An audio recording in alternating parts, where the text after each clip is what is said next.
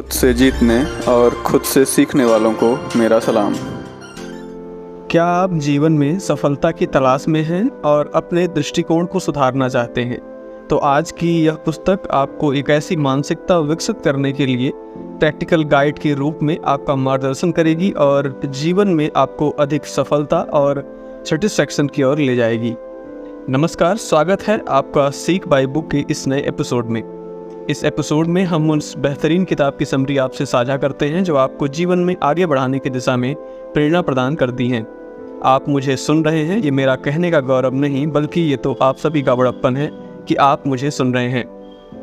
Video शुरू करने से पहले मैं ये भी कहता चलूँ कि आपका एक लाइक, एक शेयर और एक सब्सक्राइब हमें मोटिवेट करता है आगे भी ऐसे ही शानदार वीडियो लाने के लिए।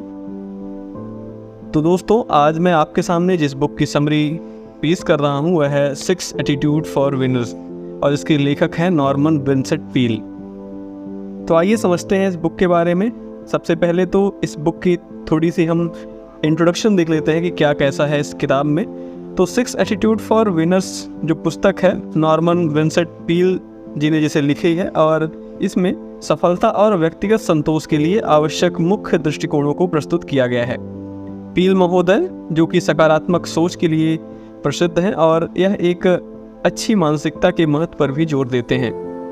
इस किताब में पील महोदय ने 6 मुख्य दृष्टिकोणों जैसे पॉजिटिव, करेजियस, उत्साही, पीसफुलनेस, कॉन्फिडेंस, एक्सपेक्टेंस आदि के बारे में बताया है और कहा है कि ये सभी चुनौतियों को अवसरों में बदलने में मदद कर सकती हैं। व्यवहारिक उदाहरणों और प्रेरणादायक अंतर्दृष्टियों के माध्यम से पील महोदय पाठकों से इन दृष्टिकोणों को अपनाने के लिए प्रेरित करते हैं ताकि वे अपनी ज़िंदगी को बेहतर बना सकें और बाधाओं को पार कर सकें। इस किताब को पढ़ने के दौरान मुझे कुछ प्रेरणादायी विचार मिले जिन्हें मैं आपसे साझा कर रहा हूँ। पहला विचार था कि यदि आप उस सही क्षण की प्रतीक्षा करेंगे जब सब कुछ सुरक्षित और आश्वस्त हो सकता है कि वह कभी नहीं आए। दूसरा कोटेशन था कि चाहे परिस्थितियां कितनी भी कठिन हों या आप कितने भी निराश हों, आपके पास एक भविष्य है। तो ये 2 कोटेशन इस किताब में मुझे बहुत ही प्रेरणादायक लगे जिन्हें मैंने आपसे साझा किया है। अब हम इस बात की चर्चा करते हैं कि आखिर ये बुक हमें पढ़नी क्यों चाहिए। तो इसमें 6 मेन बिंदु हैं जिनके बारे में मुझे लगता है कि इस कारण से किताब पढ़नी चाहिए। आप इस किताब को पढ़ेंगे तो आपको ये 6 चीज़ें सीखने को मिलेंगी। सबसे पहली है ट्रांसफॉर्मेटिव माइंडसेट, दूसरा है प्रैक्टिकल गाइडेंस, तीसरा है रेजिलियंस बिल्डिंग, चौथा है पॉजिटिव थिंकिंग, 5वां है इंस्पिरेशनल इंसाइट्स और छठा है पर्सनल डेवलपमेंट। तो इन सभी बिंदुओं को यदि हमें जानना है, सीखना है तो हमें इस किताब को जरूर पढ़ना चाहिए। तो आइए अब शुरू करते हैं और समझते हैं कि पील महोदय ने इस बुक के माध्यम से इन चैप्टर्स में हमें क्या बताया है। तो शुरू करते हैं किताब का पहला पन्ना यानी पहला चैप्टर। किताब के पहले अध्याय में पील महोदय पॉजिटिव एटीट्यूड के महत्व पर जोर देते हैं। वे बताते हैं कि विनिंग माइंडसेट यानी जीतने की मानसिकता कैसे चुनौतियों को अवसरों में बदल सकती है। पील महोदय पावर ऑफ बिलीफ यानी विश्वास की शक्ति पर भी चर्चा करते हैं और वह बताते हैं कि आशावादी दृष्टिकोण बनाए रखने से सफलता कैसे प्राप्त की जा सकती है। यह अध्याय पाठकों को उत्साह विकसित करने, स्पष्ट लक्ष्यों को निर्धारित करने और बाधाओं को पार करने के लिए स्थिरता को बढ़ावा देने के लिए भी प्रेरित करता है। इस चैप्टर का मुख्य मैसेज यह है कि सकारात्मक मानसिकता व्यक्तिगत आकांक्षाओं को प्राप्त करने के लिए आधारभूत है। कठिनाइयों के बावजूद सकारात्मक दृष्टिकोण बनाए रखना सफलता की कुंजी है। अब हम आते हैं दूसरे चैप्टर में, इस किताब का दूसरा पन्ना। बुक के दूसरे चैप्टर में पील महोदय आत्मविश्वास और आस्था के महत्व यानी importance of faith and belief पर ध्यान केंद्रित करते हैं। वे बताते हैं कि अपनी क्षमताओं में विश्वास होना बाधाओं को पार करने और लक्ष्यों को प्राप्त करने के लिए कितना आवश्यक है। पील महोदय यह समझाते हैं कि आस्था रेजिलियंस और परसिवरेंस को प्रेरित करती है, यानी स्थिरता और दृढ़ता को आस्था प्रेरित करती है जिससे व्यक्ति कठिनाइयों का सामना कर सकता है। वह पाठकों को आत्मविश्वास विकसित करने और अपनी सफलता की कल्पना करने के लिए प्रोत्साहित करते हैं। यह अध्याय इस विचार को मजबूत करता है कि जीतने की मानसिकता आंतरिक आस्था में निहित है जो सफलता के रास्ते पर आगे बढ़ने में मदद करती है।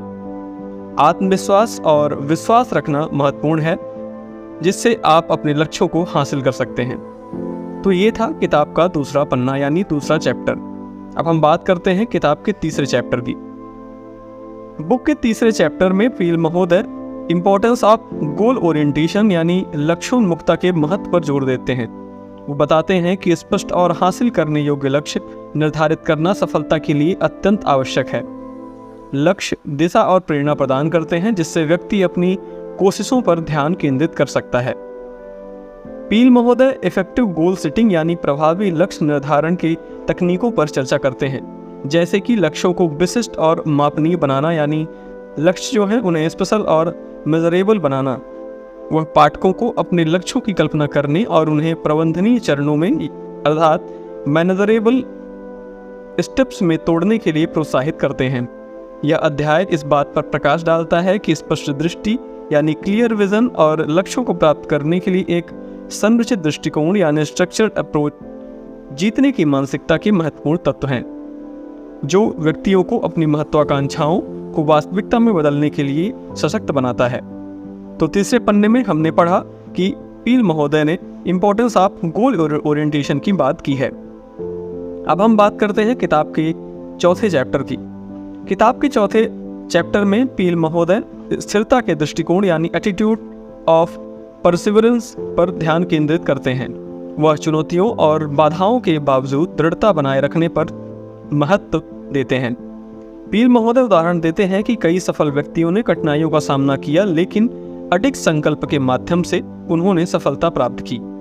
वह पाठकों को एक लचीली मानसिकता अपनाने के लिए प्रेरित करते हैं और यह समझाते हुए कि असफलताओं को सीखने के अवसर के रूप में देखना चाहिए, ना कि बाधाओं के रूप में।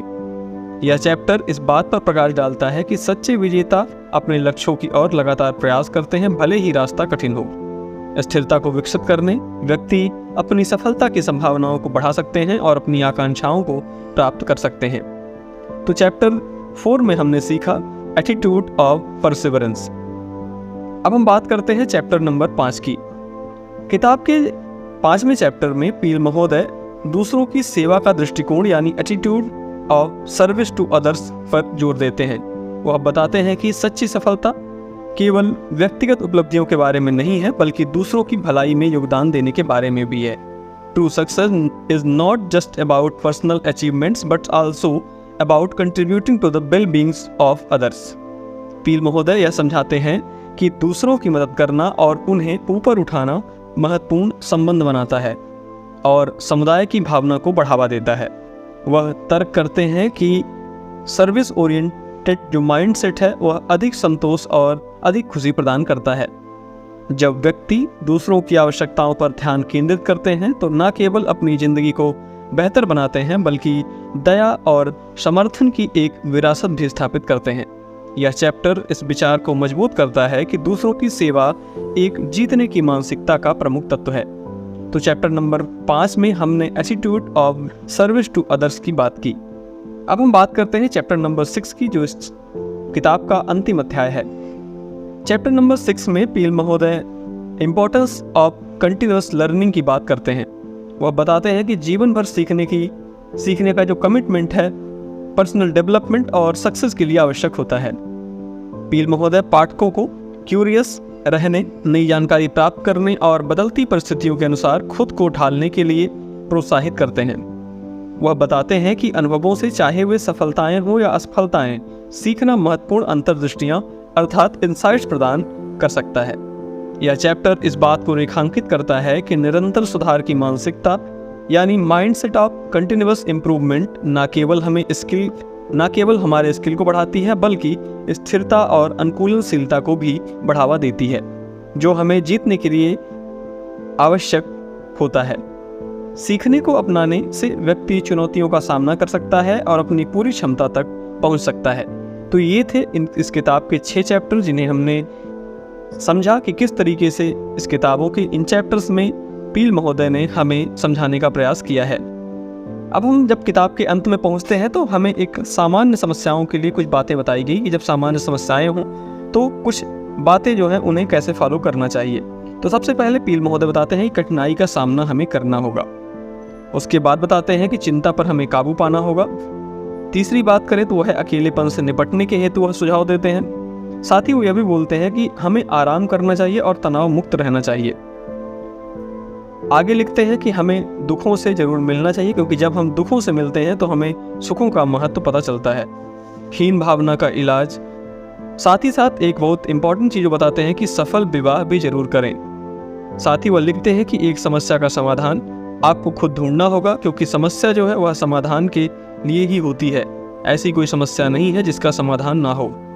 आगे वो बताते हैं कि हमें सभी लोगों के साथ मिलजुल कर काम करना चाहिए और अपनी असफलता को सफलता में बदलना चाहिए। और अंतिम रूप से बताते हैं, अपनी 11वीं बात लिखते हैं कि डर से हमें छुटकारा पाना चाहिए। डर हमें नहीं होना चाहिए कि हम ये काम कर रहे हैं तो इस काम से हमें घबराना है। नहीं, हमें उस काम से घबराना नहीं है, बल्कि हमें उस काम में और बढ़ चढ़कर हिस्सा लेना है, जिससे वह डर हमारी एक मजबूती के रूप में हमें प्राप्त हो।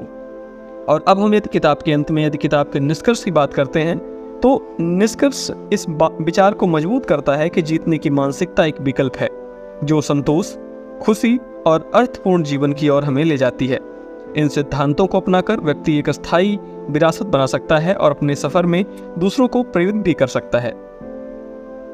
तो दोस्तों, यह थी आज की बुक की समरी, और इसमें मैंने प्रयास किया है कि मैं आपको एक बेहतर और टू द पॉइंट समरी बता पाऊँ। अब यदि आपको यह वीडियो अच्छा लगा हो तो आप इसे लाइक कर सकते हैं, अपने ग्रुप्स, अपने दोस्तों के साथ इसे शेयर कर सकते हैं और एक प्यारा सा कमेंट करके हमें प्रेरणा प्रदान कर सकते हैं, जिससे हम आगे भी ऐसे ही नए वीडियो लाते रहें। और यदि आप हमारे इस चैनल पर नए हैं तो आप इस चैनल को सब्सक्राइब जरूर करें, जिससे हर इतवार को आप एक किताब की समरी जरूर सुन सकें। तो हंसते रहिए, मुस्कुराते रहिए और किताबें पढ़ते रहिए, क्योंकि किताबें हमें सिखाती हैं कि जीवन में आगे कैसे बढ़ना है। धन्यवाद। जय हिंद।